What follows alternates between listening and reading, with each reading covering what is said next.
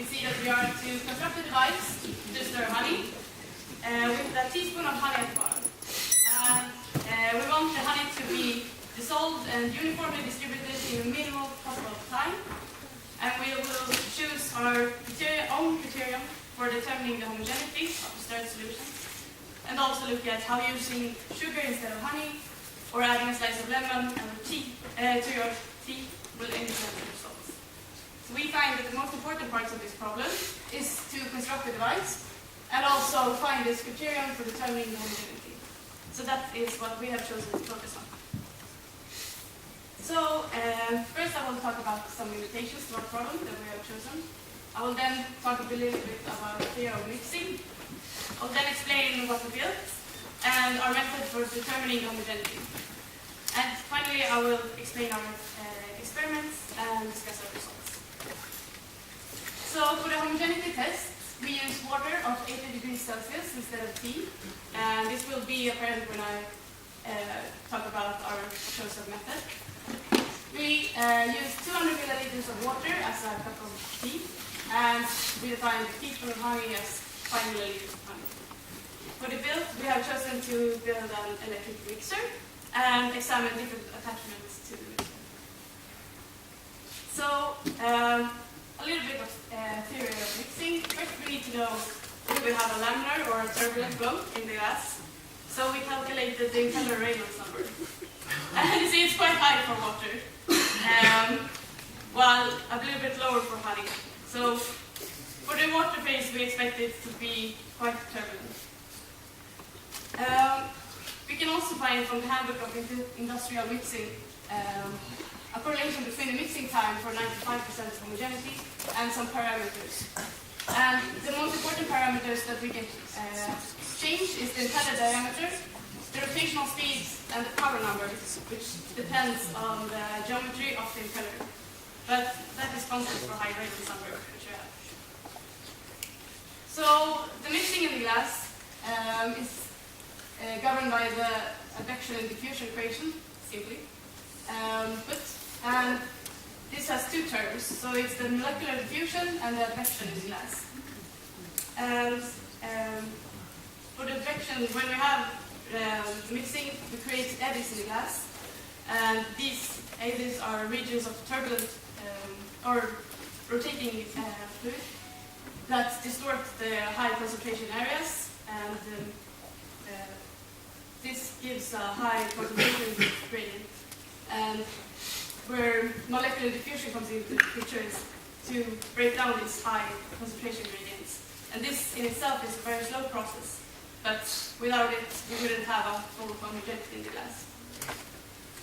So there are many types of mixers in or impellers in the industry. This is one. This is called the gate impeller, which is a type of anchor impeller. And this is typically used for mixing fluids with very high viscosity. And this is the property of honey, that it has a very high viscosity. So when we designed our impeller, we were inspired by this type of impeller. And we will come to why that was a bad choice. So this is a simulation in console that we did of an anchor impeller. We looked at the velocity of the fluid. This is done with water. Because something that can happen when you stir the honey is that you get these regions of very low speed, where the honey just sits at the bottom and doesn't move.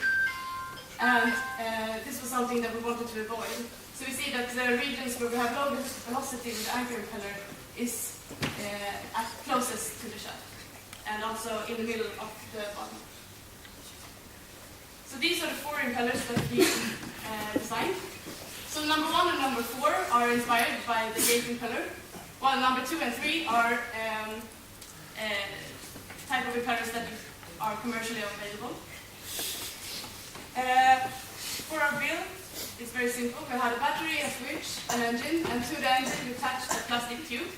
And to the plastic tube we could attach steel wire, which we used then to form our impellers. And this is a photo of the finished mixer, and also my hand. So for the homogeneity, we chose a little bit a different path.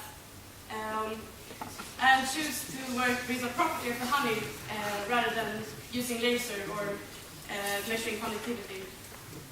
Because honey contains a chemical compound called flavonoids, which are fluorescent. And this makes honey fluorescent.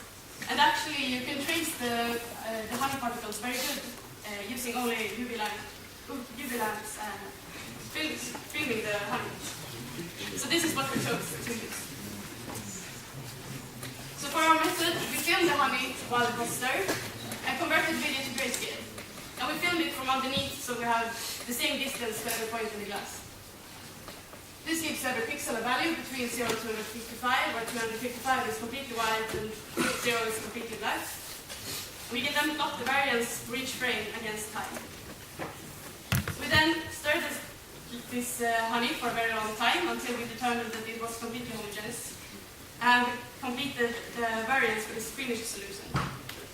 And we defined our mixing time as the time it takes for the variance to reach, and then never leave a region of the variance plus minus 5%.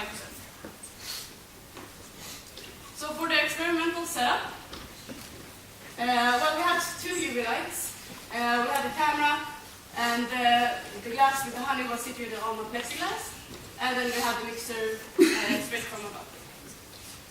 And this is a picture from our experimental setup.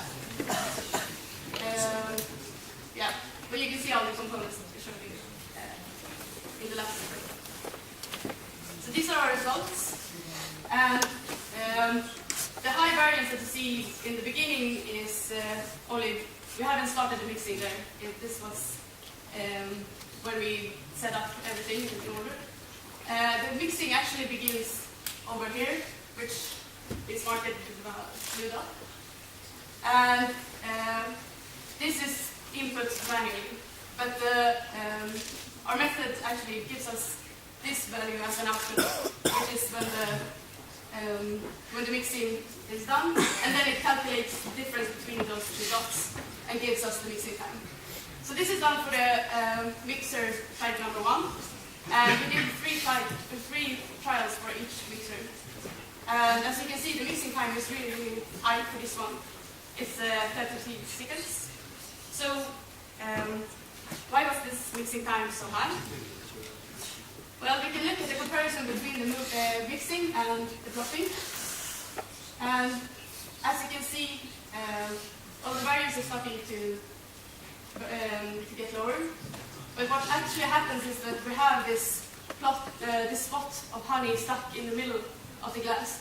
And this is a region of very low velocity or very low flow, where the honey just gets stuck and doesn't move, and it takes a long time to dissolve it when it's in that position. But what's interesting is that our method actually defines it as homogeneous here, but we can actually see that there is a small plot of honey still in the bottom. And that's just something that our method can pick up on. So for our results, we got an average of 23 seconds for the first impeller and 12 for the last. So they weren't very good compared to the number 2 and 3, which both had 7 seconds each. So for our conclusions, well, we have this method for determining homogeneity, and we are very happy with it.